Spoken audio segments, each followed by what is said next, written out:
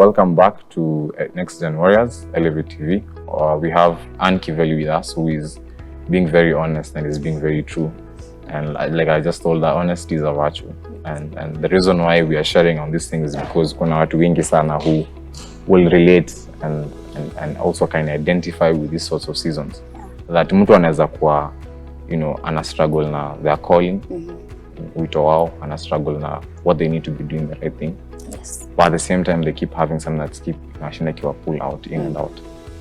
But now we have gone through that season, and I'm sure there was a breaking point, and then now you got centered. Now you got back to, this is where I should be. So tell us about that moment. My coming back appeared in 2019, Okay. between May and August, around Dapo.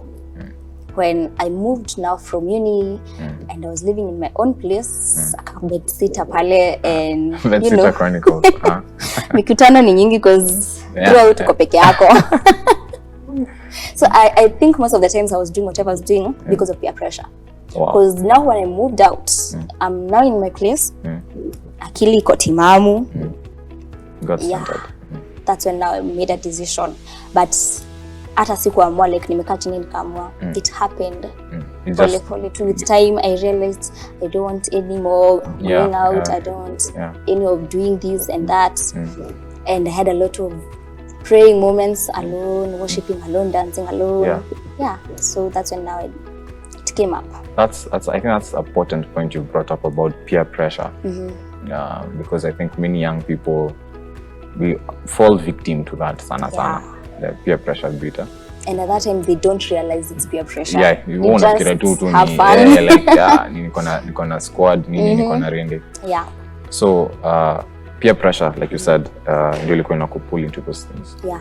And maybe what we need to tell our viewers is sometimes unahitaji, sijui kama watu wahamie to bedsitter. I don't know if that's the message you're spreading out, but the point is finding time to be alone. Yes, find time to be alone. With yourself, with your thoughts, and with your God. Yes. That's a very important thing. Yes. So now umekuwa na hiyo mkutano, and now these things are coming out naturally. So tell us about now, how was your life different? Now that you've had this moment, epiphany moment, and you've come back to your senses, kama the prodigal son, when you come back to your senses. I came back. So you came back, and so how was your life different now from that time in terms of? You told us before we'll go now some depression and unhappiness. Was it the same? Something changed? What happened? It was a bit confusing at the beginning of it until I decided to join City Lighters Church. Okay. So now the plugging in to a ministry, that is the dance ministry, place yenye niko active, you're answerable, you're there like lazima. We used to have a lot. Accountable to something. Yes. We used to have Bible studies on Tuesday. Thursday we have prayers. As CC's dancers on Saturday we meet for practice, and then on Sunday in church. Okay. So hapo sasa ndio nilipata msimamo kamili. Okay. Because like 90% or rather 80% of my life niko church. Okay.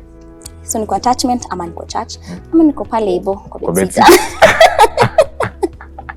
Yeah, so and unaona kisha kama ukitoka Bible study, you find yourself like the next 2 days you'll be meditating on chenye mmesoma. So by the time unamaliza kumeditate tuko prayers on Thursday. Yeah. 2 days again break niko church. Hivyo and then I built a routine. Kitu yenye sasa that was different from the routine that you had before. Yes. Okay. Yeah. I think the message we're trying to pass there to our viewers is that I think nimependa venye umesema, you became accountable to something. Yes. Which means a lot of the things in watu wanafanya is when you do something you're not accountable to someone or to something, you're more likely kupotea, go astray. It's not structured, you don't know what you're doing. Hakuna na kuonyesha how to do whatever it is you're doing. Because yes, unaweza kuwa na talent, unaweza kuwa you're a great dancer, but you need another dancer who's been there before, the same things that you're going through now, to show you, okay, this is what happens, and so on and so forth. So our viewers, the point here is that we need to find something and someone to be accountable to, and something physical. Najua kuna watu wengine, they just leave it to some wanaitanga the universe, the nini. Yeah. But like in this case, Anne, you said you found a ministry, yes. a space, a church, yes. a community of believers But now, and then I think you mentioned earlier about you are a teacher to young kids. Yes. You know, I think even that sense of responsibility plays a part. Tell us about, you know, your teaching ministry. Oh, I love teaching. Okay. Yes, I teach dancing a lot.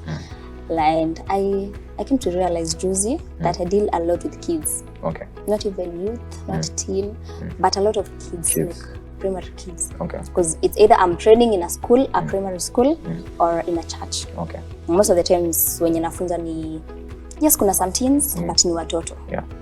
Yeah, so I love that. You do? Yes. And when did you start? Is it something like, is this something you woke up one morning and said, I'll try this summer? It just came to you? I started training, I think, after class 8. Oh, okay. So you started when you were a kid as well? Yes. So, niko pale Saturday, tunaita watu, tuko like Sunday, lazima to dance. Then tuna choreograph some moves pale and make a routine. Okay. Na practice, na perform on Sunday. Okay. So I found that interesting. Okay. And that's became my routine before joining high school. Okay. And then in high school, I was training dances for the festivals. Okay. And then after that now came Italy. I was in charge of drama, so I was giving guys these on my warm-up, aerobics, nini. Ah, okay. So unaweza kuwa instructor pia? Yes. I told you, ukiniambia niongeze vitu ndogo ndogo. Zitakuwa mingi. Clearly. Yes. When you're multi-talented. Yes. Okay, that's good. But I like what you're going back to what we said about being accountable.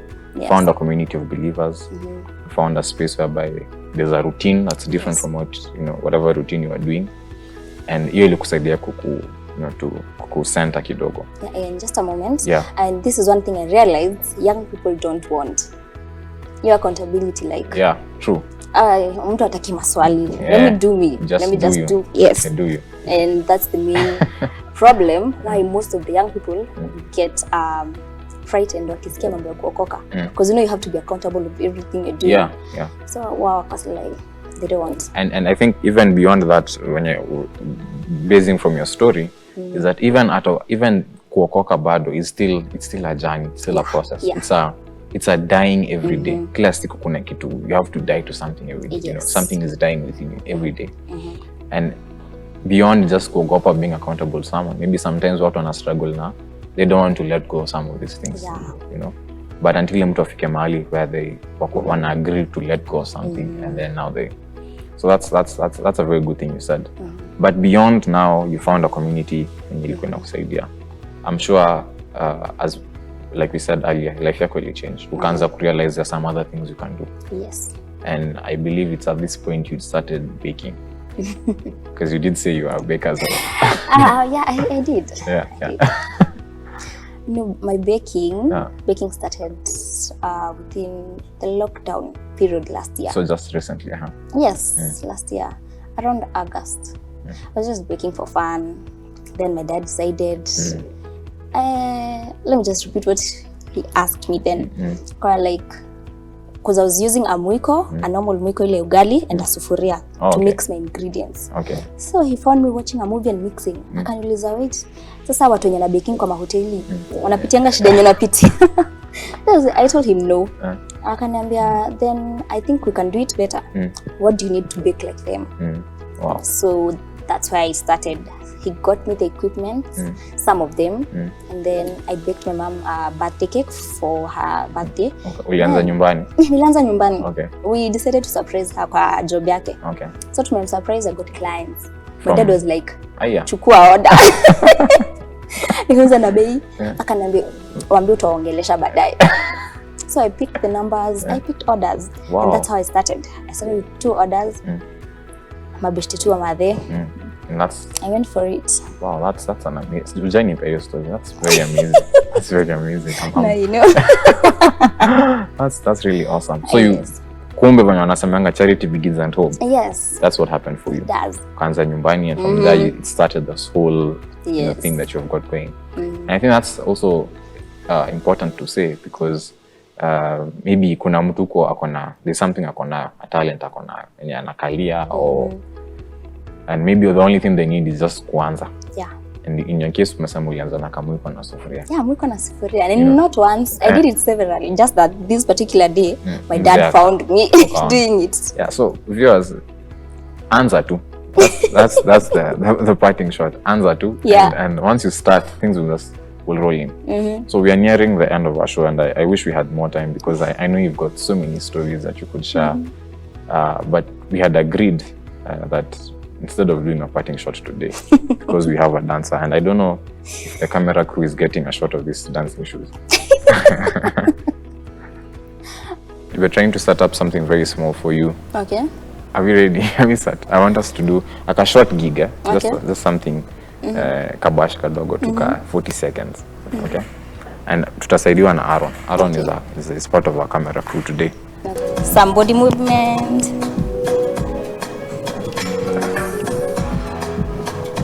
Okay, so we're taking it to the front and back. And let's go.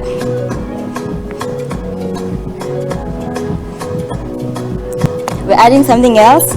Move your right hand on top of your head and roll it. And roll it. And roll it. We're becoming a little bit complex. Really? Something else. So do the 1, 2, up and down. 1, 2, up and down. 1, 2, up and down. That's it. Oh, 1, sorry, 2. I missed the Don't count. worry.